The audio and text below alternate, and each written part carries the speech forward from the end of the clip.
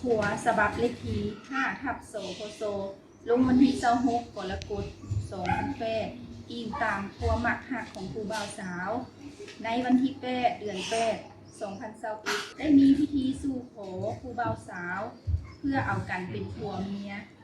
ตามที่โครงประเพณีระหว่างท้าวบุญธรรมวรรณสิทธิ์และนางกายาเกส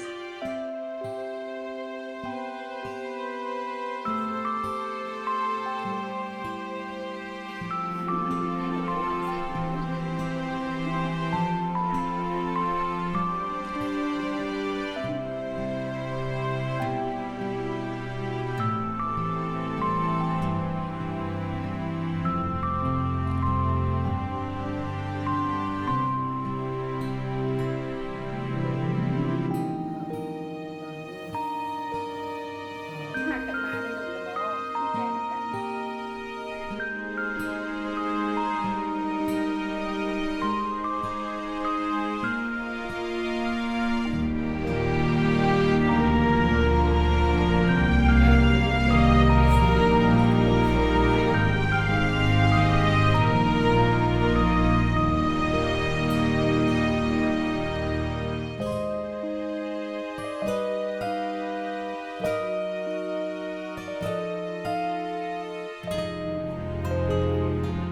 ก็ดีใจหลายที่ได้